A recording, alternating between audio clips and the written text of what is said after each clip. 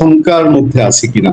নিশ্চয়ই শঙ্কার মধ্যে আছি যে দেশে হঠাৎ করে বোমা পাওয়া যাচ্ছে, 2-3টা জায়গায় বোমা, কোথাও প্রেসার কুকার বোমা, টাইম বোমা, এই বোমগুলো পাওয়া যাচ্ছে এবং এর মধ্যে দিয়ে জাতিসংঘ একটা সাংঘাতিক আরো আশঙ্কাজনক তথ্য বাংলাদেশকে জানালো, বিশ্ববাসীকে জানালো যে আল কায়েদা বাংলাদেশে তৎপর হওয়া শুরু করেছে। আমরা এই বাংলাদেশের জঙ্গি বিরোধী বহু অভিযান দেখেছি, জঙ্গি তৎপরতা দমনের ইতিহাস আমাদের আইন শৃঙ্খলা বাহিনীর আছে। এই সংখ্যাটা হঠাৎ করে কেন এই পর্যায়ে গেল? এটা কি ডক্টর ইউনূস সরকারের শাসনামলে যে দুর্বলতা ছিল এবং উগ্রপন্থীদের যে প্রশ্রয় দেওয়া হয়েছে, পাকিস্তানি উগ্রপন্থী সংগঠনের নেতারা আনাগোনা করেছে, এর কি কোনো সম্পর্ক আছে কিনা? মানে এই সুযোগে তারা একটা অনুকূল পরিবেশ পেয়ে বাংলাদেশে এখন আবার এরকম করতে পারছে কিনা। পাশাপাশি ভারত বাংলাদেশ একটা ঠান্ডা কূটনৈতিক যুদ্ধ চলছে কিনা শেখ হাসিনাকে কেন্দ্র করে। বাংলাদেশ একরকম অবস্থানে, ভারত একেবারে পাল্টা ভিন্ন অবস্থানে। শেখ হাসিনাকে নিয়ে বাংলাদেশ সরকার যেরকম চায়, ভারত তার কোনো কিছুই কানে নেয় না, নেওয়ার প্রয়োজন মনে করে না।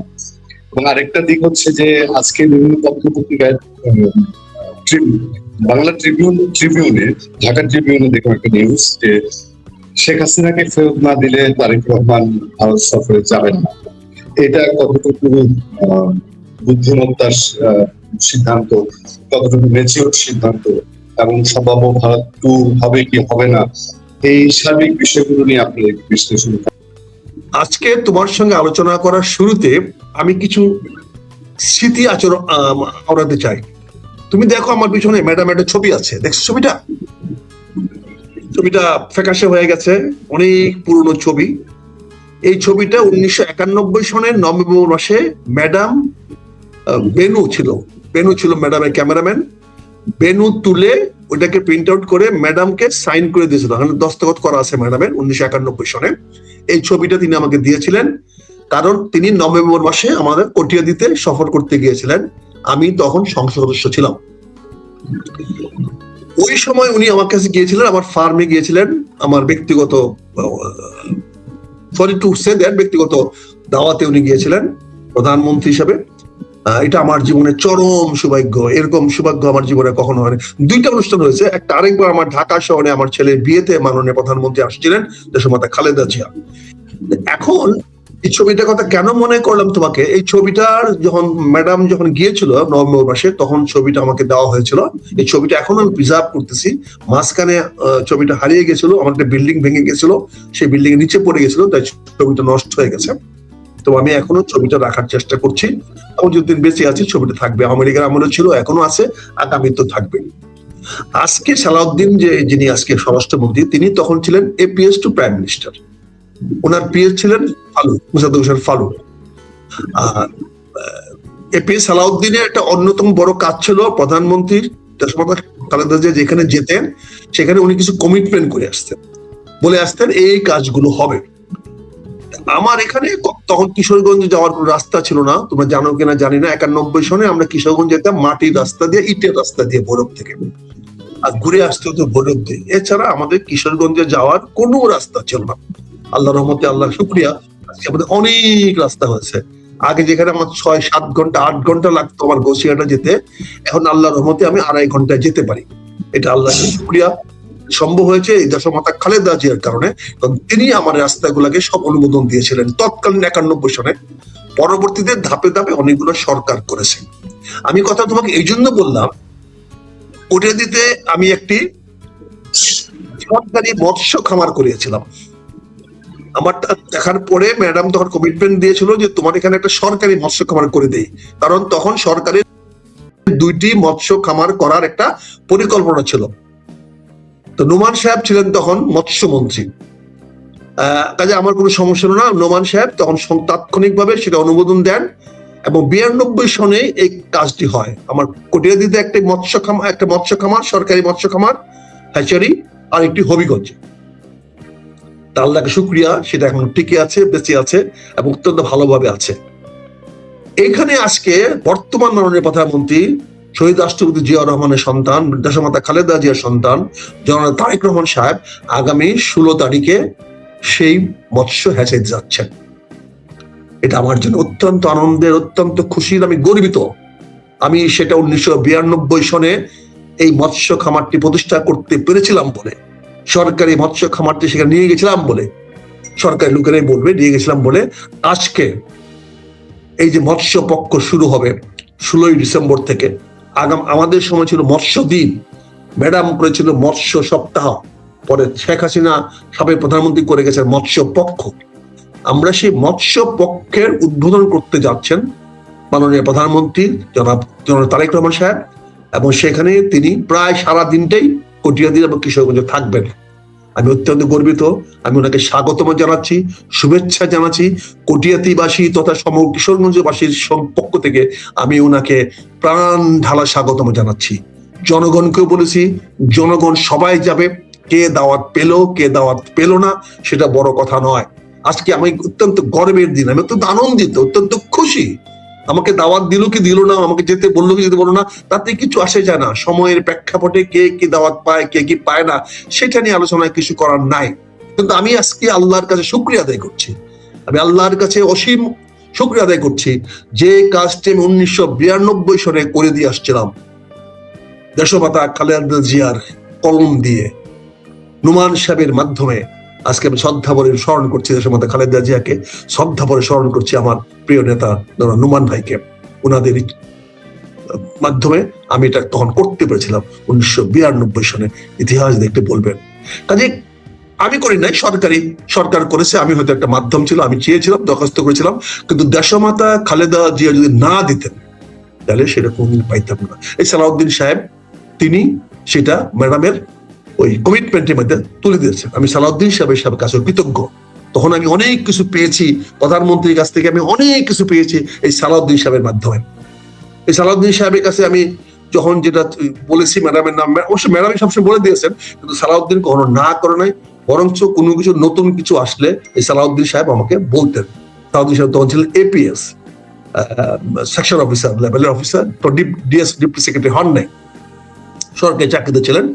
আমি তখন একজন সংসদ সদস্য ছিলাম, মেজর রিটায়ার্ড করছি আরো 15 বছর আগে, তারপরে এমপি হয়েছে 91 সনে, আমি তখন এমপি ছিলাম।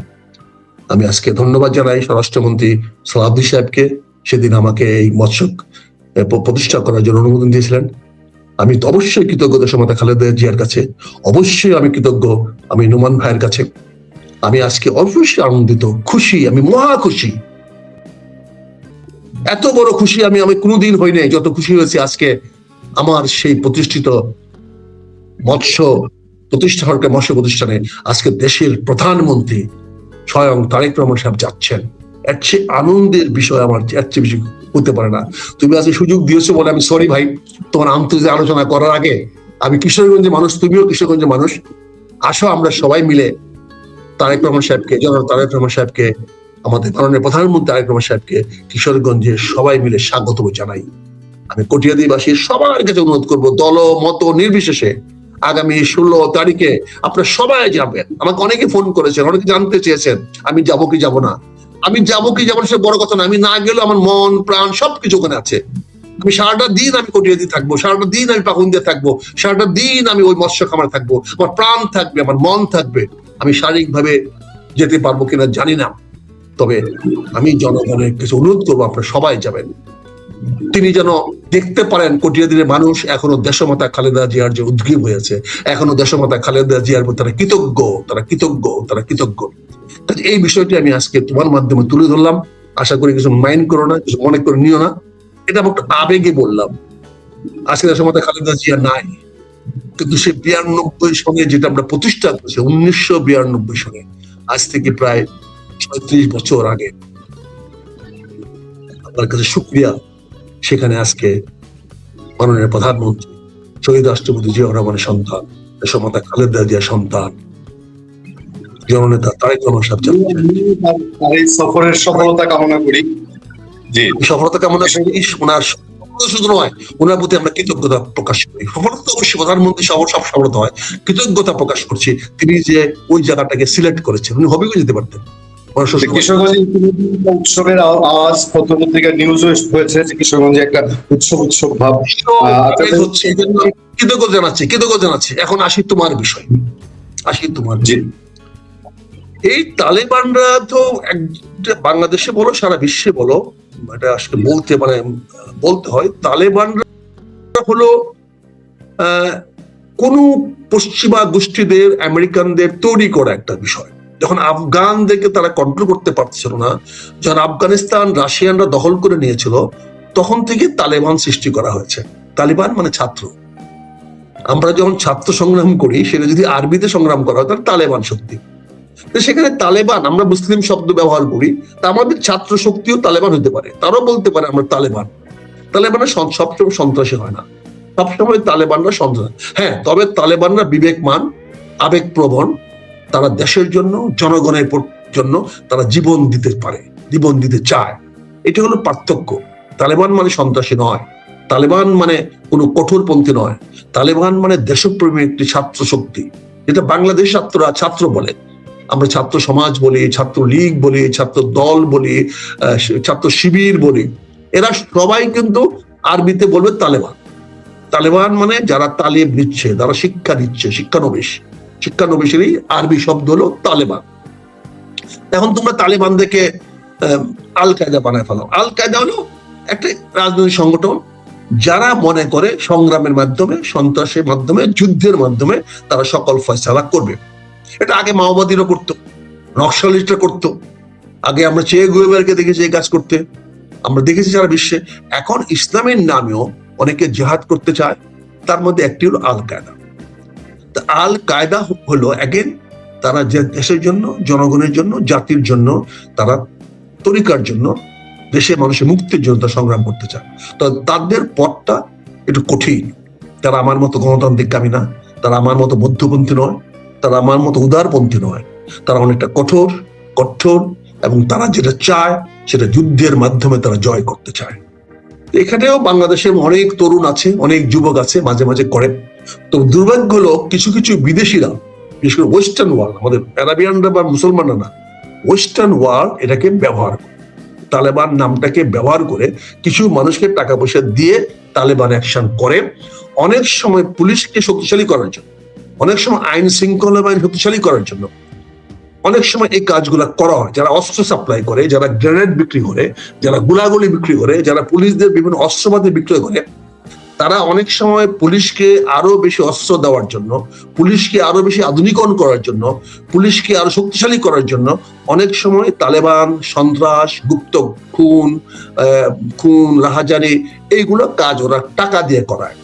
তুমি ইন্ডিয়ান সিনেমা দেখতে পারবা, ওয়েস্টার্ন ফিল্ম দেখতে পারবা, হলিউডের সিনেমা দেখতে পারবা, কি করে অপরাধ বিভিন্ন দেশে তারা ছড়ায় দেয়।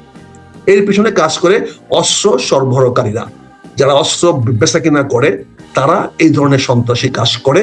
সন্ত্রাসী কাজ করায় দিয়ে তারা সরকারকে বুঝাতে চায়, জনগণকে বুঝাতে চায় যে তোমার অস্ত্র কিনতে হবে, পুলিশের শক্তিশালী করতে হবে, আইন শৃঙ্খলা বাহিনীকে আরো শক্তিশালী করতে হবে, না হলে তোমার সামনে বিপদ চলে আসবে।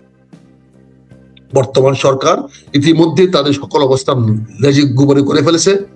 এখন তারা অবশ্যই ক্ষমতা ধরে রাখতে হলে তাদের প্রশাসনকে, তাদের আইন শৃঙ্খলা বাহিনীকে, তাদের পুলিশকে শক্তিশালী করতে হবে। আর শক্তিশালী করতে হলে তাদেরকে অস্ত্র কিনতে হবে, গোলাবারুদ কিনতে হবে। অস্ত্র গোলাবারুদ কিনতে হলে বিভিন্ন তালেবানি অংশ হচ্ছে, বিভিন্ন সন্ত্রাস হচ্ছে, বিভিন্ন গুম হচ্ছে, মার্ডার হচ্ছে, এইগুলা ব্যক্তি করাইতে হবে। এগুলা ব্যক্তি করাইতে হলে, এগুলা ব্যক্তি করাইতে হলে অবশ্যই এই ধরনের ঘটনা ঘটাতে হবে। যে ভাইজি বলছেন, এগুলার জন্য অবশ্যই এই 64টা জেলায় আবার নতুন করে এরকম একটা কার্যক্রম হয়তো শুরু করতে পারে কেউ। এটা আলামত অসম্ভব কিছু না। আমাদের ভারতীয় প্রতিবেশী বন্ধু রাষ্ট্র এই ব্যাপারে উস্তাদ, এই ব্যাপারে তারা অনেক অনেক উস্তাদ। তারা ভেরি ভেরি ডিপ স্টেট। কত বড় ডিপ স্টেট সেটা মাপার প্রশান্ত মহাসাগরের সমান গভীরতা ওদের। আমি সরি খোলামেলা বললাম। কাজে এছাড়াও অনেক ওয়েস্টার্ন ওয়ার্ল্ড, আমেরিকানরা তো আছেই, ইসরায়েল পর্যন্ত এখানে করে। কারণ অস্ত্র সরবরাহকারীরা সবাই এক, সকল অস্ত্র সরবরাহকারীরা সারা বিশ্বে তারা এক। তারা অস্ত্র বিক্রি করার জন্য এগুলা করে থাকে। এগুলা প্ল্যান্টেড, রুটেড এবং অত্যন্ত অর্গানাইজড হইতে, অত্যন্ত মেটিকুলাস ভাবে এগুলো করানো হয়। আমরা সেটা শিকার হতে যাচ্ছি। যেহেতু আমাদের আইন শৃঙ্খলা উন্নতি করার সুযোগ বর্তমান স্বরাষ্ট্রমন্ত্রী দেখাতে পারছেন না, বর্তমান স্বরাষ্ট্রমন্ত্রী আইন শৃঙ্খলার ব্যাপারে সর্বজন গ্রহণযোগ্য কোনো বক্তব্য দিতে পারেন এখন পর্যন্ত। তিনি এখন পর্যন্ত বিরোধী দলের কনফিডেন্স আর্ন করতে পারেন নাই। উনি এখন পর্যন্ত অনেক মানুষের আস্থা অর্জন করতে পারেন নাই। উনার অনেক কার্যক্রমকে মানুষ দুর্নীতির সঙ্গে তুলনা করে। উনি উনার সম্বন্ধে, স্বরাষ্ট্রমন্ত্রী সাহেব সম্বন্ধে এখন প্রকাশ্যে উনার সম্বন্ধে, উনার ছেলের সম্বন্ধে, উনার সেই এসআলমের সংযোগ সম্বন্ধে মানুষ প্রকাশ্যে বলা বলি করছে। ফলে উনার প্রতি জনগণের আস্থা বলতে গেলে একদম শূন্যের কোঠায়। ফলে উনার নির্দেশগুলো পুলিশ মানতেও কেন জানে পুলিশ একটু দ্বিধাদ্বন্দ্ব আছে। এই মুহূর্তে যারা সালাউদ্দিন সাহেবের শুভাকাঙ্ক্ষী, যারা সালাউদ্দিন সাহেবকে সফল দেখতে চায়, তারা বাংলাদেশে বিভিন্ন অপরাধ সংগঠিত করে এরকম সিরিজ বোমা চালিয়ে সালাউদ্দিন সাহেবকে কঠোর হওয়ার জন্য, পুলিশের প্রতি চড়াও হওয়ার জন্য, পুলিশকে আধুনিক অস্ত্রপাতি কিনে আনার জন্য, যেখানে অস্ত্রপাতি কিনতে পারলে কমিশন বাণিজ্য হয়, সেটা করার জন্য চেষ্টা করা হচ্ছে। প্রকৃত অর্থে কোন রকম ডেডিকেটেড তালেবান বাংলাদেশে নাই, আল কায়দা নাই, এগুলা ইসলামিক কোন শক্তি বাংলাদেশে জঙ্গি নাই। কারণ ইসলামিক শক্তি এখন এই 4-5 জনের বাইরে যাওয়ার কোনো ক্ষমতা নেই। জামাত ইসলাম, তারপরে হলো খেলাফতে মজলিস, তারপরে আমাদের চরমনের পীর সাহেব এবং আমাদের হেফাজতে, এদের বাইরে কোন ইসলামিক শক্তি তুমি কল্পনা করতে পারো টিকতে পারবে? টিকতে পারবে? আজকে এরা যদি বাংলাদেশে কোন অশান্তি না চায়, কারো পক্ষে ইসলামিক নামে এখানে দাঁড়াতে পারবে? এগুলো ইসলামিক হাওয়ায় উড়ে যাবে। এগুলা সরকারের এবং কোন বিদেশি রাষ্ট্রের চাল, এইগুলা দিয়ে নিউজ করা হচ্ছে। এইগুলোতে আমরা বিশ্বাস করি না। আমরা মনে করি এই সমস্ত আল কায়দাদেরকে আমরা জনগণ এগুলাকে দমন করতে পারবে। তার জন্য পুলিশ শক্তিশালী করার কোনো দরকার নাই, অস্ত্রপাতি কেনার কোনো প্রয়োজন নাই, গোলা বারুদ কেনার কোনো প্রয়োজন নাই। আমাদের এখন বিদ্যুৎ দরকার, আমাদের এখন তেল দরকার, আমাদের এখন খাদ্য দরকার। আমরা গুলি চাই না, আমরা আজকে ওই গ্রেনেড কিনতে হবে না, আমরা অস্ত্রপাতি কেনার দরকার নাই, আমাকে পুলিশ শক্তিশালী করার দরকার নাই, আমার খাদ্য মন্ত্রণালয় শক্তিশালী করা দরকার, আমার বিদ্যুৎ মন্ত্রণালয় শক্তিশালী করা দরকার, আমার বিদ্যুৎ মন্ত্রীকে তার রাস্তায় নিয়ে আসতে হবে। আমার বিদ্যুৎ প্রয়োজন। আজকে সারা বাংলাদেশে হাহাকার চলতেছে বিদ্যুতের জন্য। আপনি জানেন না সারা বাংলাদেশের মানুষের কি অবস্থা। 24 ঘন্টার মধ্যে 6 ঘন্টা 8 ঘন্টা বিদ্যুৎ থাকে, 16 ঘন্টা 18 ঘন্টা বিদ্যুৎ থাকে না। এই কথাগুলো বলা যায় না। এবং আপনার সবচেয়ে বড় দুঃখজনক হলো, দুর্ভাগ্য হলো, মেইন মিডিয়া গুলা, পত্র পত্রিকা, টেলিভিশনে সেগুলো প্রচারও করে না। সেগুলো প্রচারও করতে পারছি না আমরা। জনগণ একটা বিভীষিকার মধ্যে পড়ে আছে। জনগণের জীবন আজকে ত্রাহিত অবস্থা। একদিক দিয়ে দ্রব্যমূল্যের দাম বেড়ে যাচ্ছে, অন্যদিকে গ্যাস নাই, বিদ্যুৎ নাই, অথচ ভূতলে বিল আছে। এখানে মন্ত্রীর কোন রকম নাই। আবার তেল বিক্রি করে দিচ্ছে, তেলের ব্যবসায়ীরা তেল ছেড়ে দিচ্ছে, সেখানেও তেলের দাম হু করে বেড়ে যাবে। সবকিছু মিলে সরকার সবকিছু লেজে গুবরে করে ফেলতেছে। আমাদের জননেতা, আমাদের বিরোধী দলীয় নেতা জনাব শফিকুর রহমান সাহেব বারবার সংসদে বারবার বলছেন এবং জনসভায় মিটিং করে বলতেছেন, আমরা এই সরকারকে সহযোগিতা করতে চাই, আমরা এই সরকারকে ফেলতে চাই না। যেমন দেখেন উনি কর্মসূচি দিয়েছে সে আগামী ডিসেম্বর পর্যন্ত। তার মানে ডিসেম্বর পর্যন্ত তিনি অপেক্ষা করবেন। 11 দল যে কর্মসূচি দিয়েছে সেই কর্মসূচি আগামী নভেম্বর ডিসেম্বর পর্যন্ত অপেক্ষা করবেন সরকার কি করে। তার মানে উনি তো সরকার পতনে আন্দোলন ডাক দেন নাই। উনি বলতে চাচ্ছেন আপনি না পারলে আমাদেরকে বলেন, আমাদেরকে ডাকেন, আমরা সাহায্য করব। এই যে আমি আমার কটিয়াদির পলিটিক্যাল রাস্তায় সরকার করতে পারে নাই, আমাদের এলাকার মাননীয় এমপি সাহেব করতে পারেন নাই। উনি বলেছেন যে মাননীয় প্রধানমন্ত্রী আইসা উনার জনগণ দেখাই দিতে পারলে, জনগণের সমাগম করতে পারলে, আমাদের স্থানীয় সংসদ সদস্য জাওয়াদ সাহেব প্রকাশ্যে বলেছেন, ভিডিওতে বলেছেন যে তারেক রহমান সাহেবের সফরের পরে উনার কাছ থেকে জনগণ যা চাইবে তিনি তাই দিবেন। আলহামদুলিল্লাহ, আমরা আশা করি মাননীয় প্রধানমন্ত্রী আগামী 16 তারিখ কটিয়াদির পাকুন্দিয়া ভিজিট করে আসার পরে আমাদের যা প্রয়োজন হয় আমাদের অ্যাডভোকেট জাওয়াল সাহেব অবশ্যই সরবরাহ করবে বলে ওয়াদা করেছেন। কদিন আগে উনি পারেন নাই, উনি ব্যবস্থা করতে পারেন নাই। অনেক বিএনপি নেতা আমার টেলিফোন করে বলছে, স্যার কিছু একটা করেন, তাদের ডাকে আমি গিয়েছি, গিয়ে জামাতের মাধ্যমে আমরা রাস্তা রিপেয়ার করে দিয়ে আসছি। প্রয়োজনে আরো যাব, আরো যদি কিছু চান, সাহায্য চান, আমরা করবো। কারণ দেশটা তো আমাদের, এ রাস্তাটা আমরা হাঁটি। যদি জামাত তো না করবে না, যদি সরকার করতে না পারে, আমরা তো সরকার ট্যাক্স দেই। সরকার যদি বলে ঠিক আছে আমার ট্যাক্সের টাকা যাদের আমার দিতে হবে, আমরা করে ফেলবো। তাছাড়া আমাদের জাকাত ফান্ড আছে, আমাদের তো ব্যক্তিগত জাকাত দিতে হয়, মানুষকে দয়া দাক্ষিণ্য করতে হয়, দান খয়রাত করতে হয়। আমরা সেইগুলো না হয় জনকল্যাণে ব্যয় করলাম, একজন ব্যক্তিকে খয়রাত দেওয়ার চেয়ে রাস্তাটা বাড়াই দিলাম, অসুবিধা কি আছে? আমরা করতে রাজি আছি। জামাত ইসলাম সরকারকে সর্বাত্মক সহযোগিতা করতে রাজি আছি, শ্রম দিয়ে, অর্থ দিয়ে, বুদ্ধি দিয়ে, মেধা দিয়ে, যা চান তাই দিয়ে আমরা সরকারকে সহযোগিতা করতে প্রস্তুত আছি। এই কথা আমার না, এই কথা বলেছেন জননেতা জামাত ইসলামের আমির, সংসদের বিরোধী দলের নেতা ডক্টর শফিকুর রহমান। আমরা ওনাকে সম্মান করি, শ্রদ্ধা করি, ওনার নির্দেশ আমাদের জন্য জীবন। উনি যেটা বলবেন আমরা জীবন দিয়ে সেটা করবো, ইনশাল্লাহ করবো। কাজে আপনি সরকার যদি কোনো সমস্যা দেখেন, যে কোনো ধরনের সমস্যা আপনি দেখেন, সরকার আমাদের নেতার সঙ্গে বসেন, বিরোধী নেতার সঙ্গে বসেন, আলোচনা করেন, সমাধান অবশ্যই পাবেন।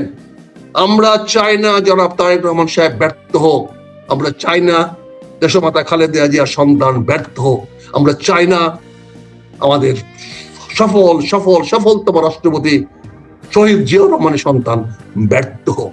এটা আমাদের দুর্বলতা। আমরা যে যেখানে থাকি না কেন, যে দল করি না কেন, এটা আমাদের দুর্বলতা। এটা আমাদের কিন্তু মনে করেন যে আপনাদেরকে তেল দিচ্ছি তা না ভাই, এটা আমাদের দুর্বলতা, আমরা পারবো না। কিন্তু সরকারের বিভিন্ন মন্ত্রীরা যেভাবে একের পর ব্যর্থতা দেখাচ্ছে, এক বেটা মুক্তিযুদ্ধ বিষয়ক মন্ত্রী, সে কি বলছে না, সে বলছে গত 17 বছরে যারা নির্যাতিত হয়েছেন তাদের সবাইকে নাকি উনি সরকারি ভাতা দিবেন, যেন সরকারি অর্থটা ওনার পৈতৃক সম্পত্তি।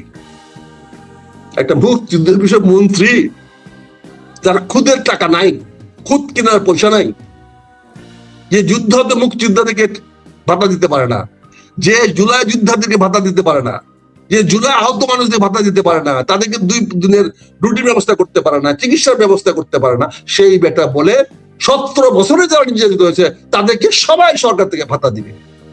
এই অতি কথন মার্কা মন্ত্রীগুলোকে দিয়ে তো মাননীয় প্রধানমন্ত্রী আপনাকে ডুবানো ছাড়া তারা কিছুই করতেছে না। এই বক্তব্যটা কার উদ্দেশ্যে দিলেন, কাকে খুশি করার জন্য দিলেন?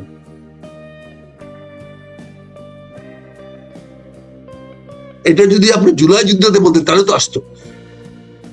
কাজে আমি বলবো, আমি মনে করি আজকে ঐক্যমতের প্রয়োজন আছে, সবাই মিলে আজকে দেশ শাসন করা দরকার আছে। আমরা গত 17 বছরে যে কাজগুলো করতে পারি নাই, আসলে সবাই দলবদ্ধ হয়ে করি। প্রয়োজন বলে আওয়ামী লীগকেও ডাকেন, আওয়ামী লীগের অনেক অভিজ্ঞতা আছে, তাদের কাছে অর্থ আছে, বৃত্ত আছে, তাদেরকে সুযোগ দেন। আওয়ামী লীগের অনেক সরকারি কর্মকর্তা কর্মচারী আছে যারা আছে নিগৃহীত হচ্ছে, নির্যাতিত হচ্ছে, তাদেরকে সুযোগ দেন। ট্রুথ এন্ড রিকনসিলিয়েশন কমিশন করেন। এই সরকার অফিসার থেকে এভাবে ঢালাওভাবে চাকরি থেকে বের করে দিয়ে তো ভালো হচ্ছে না। এরাই তো আগামী দিনে আপনাদের জন্য ক্ষতি করে দাঁড়াবে। আপনি যদি 17 বছর আগের অফিসারকে পুনর্বাসিত করতে পারেন, আপনি যদি সেনাবাহিনী থেকে বের করে দেওয়া অফিসারকে যদি আপনি জাতীয় নিরাপত্তা বানাতে পারেন, আপনি যদি 17 বছর আগে ডিপ্টি সেক্রেটারি বেড়ে গেছে তাকে মুখ্য সচিব বানাতে পারেন, তাহলে আগামী দিনে এই যে সচিব থেকে বের করতেছেন, এই যে জয়েন্ট বের করতেছেন, এরা কি হবে? এরা তো প্রতিটা মন্ত্রণালয় এসে বসে আবার সচিব হবে, মন্ত্রী হবে, আবার আমাদেরকে সেই ওখানে নিয়ে যাবে। এটা ভুল পদক্ষেপ। আওয়ামী লীগকে দমন করার দায়িত্ব আপনাকে নেওয়া দরকার নাই। ওটা জুলাই যুদ্ধরা করেছে, জুলাই যুদ্ধ শেষ। আমরা নতুন যুদ্ধ করব, আমরা নতুন করে আমার দেশকে করব। কাজে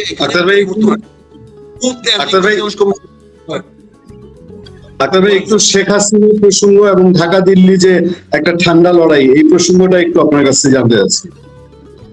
এখানে শেখ হাসিনার ব্যাপারটা তো খুব পরিষ্কার। শেখ হাসিনা বলেছেন উনি বাংলাদেশে আসবেন, এবং আসার ব্যাপারে ভারত সরকার বলেছে আসতে কোনো আপত্তি নাই। তো তিনি যদি আগামী ডিসেম্বরে বাংলাদেশে চলে আসেন তাহলে সকল কল্পনা অবসান হয়ে যাবে। যুদ্ধ করে বাঁচতে হবে, যে বাঁচবে, লড়াইয়ে যে জিতবে সে সিকান্দার হবে, লড়াইয়ে যে জয়লাভ করবে সেই আগামী দিনে দেশের কর্ণধার হবে। সাবেক প্রধানমন্ত্রী সাহেবা হয়তো প্রয়োজনে তার যুদ্ধক্ষেত্রে স্ট্র্যাটেজি অনুযায়ী উনি ঢাকার থেকে সরে গেছেন, দিল্লি চলে গেছেন। অতীতে আমরা এমন অনেক দেখেছি, অনেক নেতা চলে গেছেন। আমরা দেখেছি চন্দ্রগুপ্তের ছেলে চন্দ্রগুপ্ত যখন রাজ্য হারাইছে, তার ভাই নন্দ যখন ক্ষমতা নিয়ে নিছে, তখন চন্দ্রগুপ্ত চলে গেছিল পারস্যে। পারস্যে তখন সেলুকাস ছিল পারস্যের সম্রাট। সে পারস্যে গিয়ে সে যুদ্ধবিদ্যা শিখছে, সেখানে চাকরি করেছে, সেলুকাসের সঙ্গে দেখা করেছে। সেলুকাস তাকে প্রথমে গুপ্তচর মনে করে তা গ্রেফতার করে নিয়ে আসছিল, যে তুমি অস্ত্রবিদ্যা শিখতেছো, তুমি এগুলো শিখতেছো কেন? চন্দ্রগুপ্ত বলছেন, না, আমি শিখতে আসছি এই জন্য যে আমি আমার ভাইকে পরাজিত করে আমি ভারত শাসন আবার নিতে চাই। তখন চন্দ্রগুপ্তকে সেলুকাস সাহায্য করেছে, কারণ সেলুকাসের শত্রু ছিল নন্দ। তো যেহেতু শত্রু তুমি, তো সেলুকাস চন্দ্রগুপ্ত সাহায্য করেছে। চাণক্যের সাহায্যে চন্দ্রগুপ্ত আইসা নন্দকে পরাজিত করে সে ক্ষমতায় আসছে। একইভাবে আমরাও বিএনপি লন্ডনে গিয়ে পশ্চিমা রাষ্ট্রদের সাহায্য সহযোগিতা নিয়ে 17 বছর সংগ্রাম করে তারেক রহমান সাহেবের নেতৃত্বে আমরা শেখ হাসিনাকে পরাজিত করতে পেরেছি, বিতাড়িত করতে পেরেছি। এখন আমরা কে কিভাবে ব্যবহার হয়েছি এটা তো বড় কথা না, এটার ভিক্টরিয়াস তো জয়ী তো হয়েছেন তারেক রহমান সাহেব। ডক্টর ইউনূসকে আমরা মাঝখানে আনছিলাম, উনি তো চরম ব্যর্থ হয়ে গেছেন। উনি তো অধূর্ব শাসক হিসেবে বাংলাদেশের ইতিহাসে লেখা থাকবেন। অনেক শাসক এরকম টেম্পোরারি 3 মাস 6 মাসের জন্য আসছে। 3 মাসের জন্য শাহাবুদ্দিন সাহেব আসছিল, বিচারপতি শাহাবুদ্দিন সাহেব, যার নাম আজ স্বর্ণাক্ষরে লেখা আছে। তার শাসন আমলটাকে সবাই বলে সর্বোচ্চ একজন ভালো শাসক ছিলেন। অথচ 1.5 বছর চালায় গেলেন জনাব অধর্ব সম্রাট ডক্টর ইউনূস সাহেব, তার সাঙ্গপাঙ্গ নিয়ে, কতগুলো বেইমান সাঙ্গপাঙ্গ নিয়ে, যারা এনসিবির সঙ্গে এই জুলাই যুদ্ধের সঙ্গে বেইমানি করেছে। তারা আজকে ক্ষমতাটা জনাব তারেক রহমান সাহেব তুলে দিয়ে গেছে। কাজে এটা আমি জনাব তারেক সাহেবকে মনে করব যে ওনার বুদ্ধি, ওনার মেধা, ওনার কৌশল, উনি সেটা করতে পেরেছেন। কিন্তু অধর্বত জাতিটাকে ডুবাই দিয়ে গেছে। 1.5 বছরে জুলাই এই বিপ্লবকে ব্যর্থ করে দিয়ে গেছে। কাজে আগামী দিনে যদি শেখ হাসিনা কারো না কারো সাহায্য সহযোগিতা নিয়ে ভারতের হোক, ইসলামিক কোন রাষ্ট্রের হোক, আমেরিকার হোক, ইংল্যান্ডের হোক রাষ্ট্রে ফিরে আসে, এটা তো অস্বাভাবিক কিছু না, অসম্ভব কিছু না, আসতেও পারে। আমি কেন যাবো তাকে বাধা দিতে? আমি তো তার প্রতিদ্বন্দ্বী নয়। তবে দেশের জনগণ বুঝবে যে সেটাই গ্রহণযোগ্যতা আছে কি নাই। সেই জনগণের মন জয় করে ফিরে আসতে পারে। আমার তো এখানে বাধা দেওয়ার কিছু নাই। আর বাধা দিয়ে আমি করবো নাকি? আমি একা কি বাধা দিব? কাজে আমি কাউকে বাধার রাজনীতি বিশ্বাস করি না। আমি মনে করি শেখ হাসিনা বাংলাদেশে এসে বাংলাদেশের জনগণকে নিয়ে তার ভাগ্য নির্ধারণ করা উচিত। উনি এই সংগ্রামে শরিক হওয়া উচিত, ওনাকে মোকাবেলা করা উচিত, জনগণের সামনে এসে বলা উচিত তিনি কি করেছেন, কি করতে পারেন নাই, কেন পারেন নাই, এগুলো জনগণ বলুক। জনগণ যদি ওনাকে গ্রহণ করে, কেউ তো কিছু বলার নাই। আর তৃতীয়, তুমি যেটা বলছো যে মাননীয় প্রধানমন্ত্রী দিল্লিতে যাবেন কি যাবেন না, এই ব্যাপারে আমি তো বক্তব্য আজকে 1 মাস ধরে দিয়ে আসতেছি, 1 মাস ধরে পরিষ্কার করে বলে আসতেছি, ভারত আমাদের প্রতিবেশী, এটা আমরা অস্বীকার করতে পারবো না। এখন ভারতের সঙ্গে আমাদের সম্পর্ক কি হবে, এটা 3টি বিষয়ে, 3টির উপর নির্ভর করে। একটি, সে যদি তোমার প্রতিবেশী, তার সঙ্গে তোমার প্রতিবেশী সম্পর্ক রাখতেই হবে, এটা তো আমি খণ্ডাতে পারবো না। এখন সেই সম্পর্কটা ভালো হবে কিনা মন্দ হবে, এটা নির্ভর করে 2টি দেশের রাষ্ট্রপ্রধানদের এবং জনগণের আশাকাঙ্ক্ষার উপরে, জনগণের চিন্তা চেতনার উপরে। 2টি রাষ্ট্রের জনগণ যদি পরস্পরকে বিশ্বাস করে, আস্থা আনে, এবং সরকাররাও যদি 2 দেশের জনগণের কল্যাণের জন্য, আস্থার জন্য, ভালোর জন্য কাজ করে, তাহলে অবশ্যই সুসম্পর্ক হইতে পারে। আর যদি তারা ভালোর জন্য কাজ না করে, তাহলে বৈরী সম্পর্ক হবে কিন্তু কথা নাই, করলাম না কাজ, আমরা তোমার সাথে দেখা করলাম না, আলোচনা করলাম না, আমি সুসম্পর্ক করলাম না, তার মানে তো বৈরী সম্পর্ক হওয়ার কোনো কারণ নেই।